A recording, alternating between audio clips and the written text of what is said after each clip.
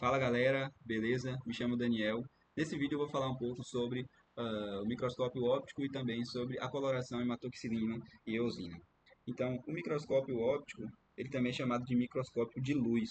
É um dos instrumentos mais fundamentais e amplamente utilizados nas ciências biomédicas e ele vai permitir a visualização de estruturas que a gente não pode ver a olho nu. Então, por exemplo, células, tecidos e alguns micro-organismos. E isso vai ser através da utilização da luz visível e um sistema de lentes que amplia essa imagem, certo? Então, os principais, digamos assim, os princípios da física que regem esse funcionamento do microscópio inclui a refração, que nada mais é do que o desvio da luz ao passar de um meio para o outro. A gente vai ter também a ampliação, que está relacionada ao aumento do tamanho desse objeto, o aumento aparente do tamanho do objeto, que é determinado pelo sistema de lentes, principalmente a lente aqui, as lentes objetivas e as lentes oculares. E a gente vai ter, consequentemente, uma capacidade de resolução mais alta devido ao trabalho dessas duas lentes, certo? A gente tem os principais componentes aqui, envolve a fonte de luz, que é onde a luz ela vai sair, uma luz LED ou fluorescente, está localizada aqui na base do microscópio. A gente vai ter o condensador, que vai direcionar a luz até essa amostra, que vai estar aqui em cima na platina, certo? E a gente tem um diafragma, que é para controlar a intensidade, a quantidade e o ângulo da luz. A gente tem aqui em cima as lentes objetivas.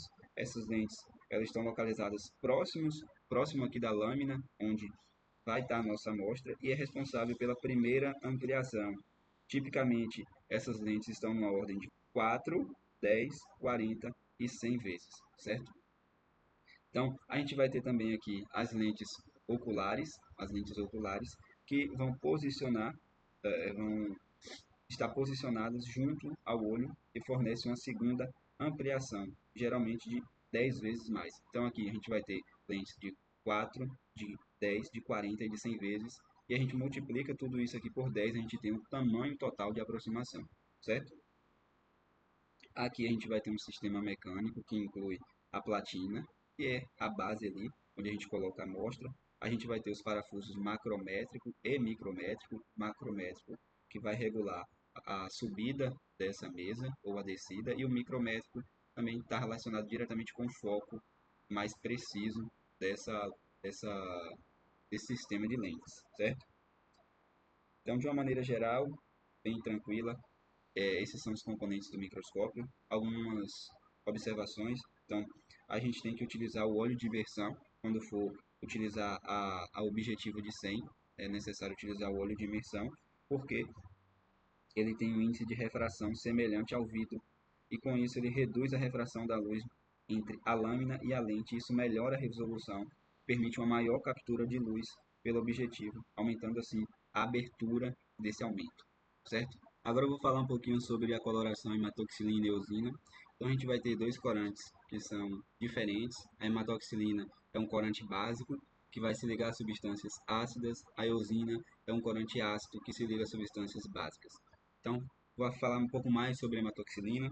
É um corante básico que vai se ligar a substâncias ácidas. Quando a gente pensa em substâncias ácidas dentro de uma célula, a gente vai pensar no núcleo, nas células, em todas as células nucleadas, a gente vai ter essa coloração mais escurinha aqui do núcleo, que é um violeta ou um azul escuro. Isso principalmente devido à interação da hematoxilina com o ácido desoxirribonucleico, o RNA, proteínas sulfuradas.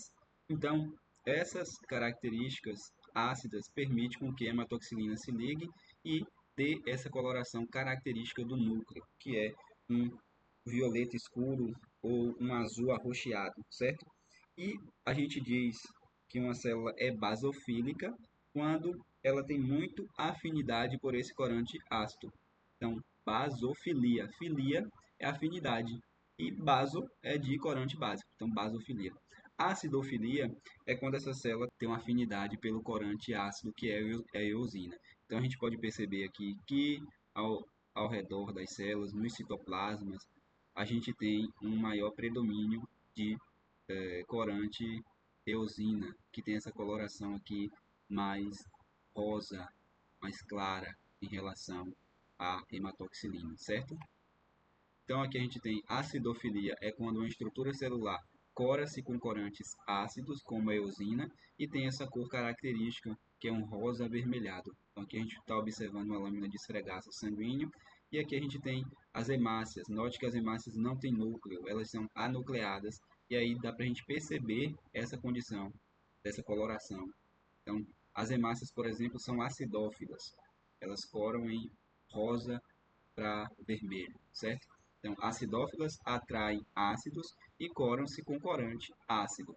São estruturas ricas em proteínas básicas, ou seja, catiônicos, com pH alto, certo? pH alto significa o quê? Célula básica. pH baixo, célula tem predomínio ácido, certo? Já aqui na basofilia, a gente tem a estrutura celular corando-se com corantes básicos, como a hematoxilina ou azul de metileno. Então, os basófilos são essas células aqui, as células do nosso sangue, e note que ele tem uma presença de grânulos ácidos que vão se corar com a hematoxilina, certo? Então, olha como essa célula ela é bem violeta, bem roxeada, certo?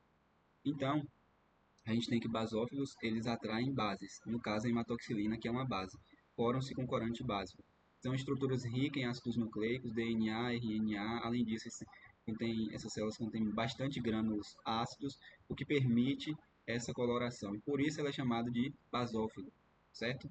Então, aqui a gente tem uma outra célula, que é o eosinófilo, e ele possui diversos grânulos. Esses grânulos também são corados em roxo, e aí isso permite a gente identificar que esses grânulos têm um pH mais baixo, por isso essa coloração, certo? Então, é basicamente isso, a definição de hematoxilina e eosina e a coloração, certo?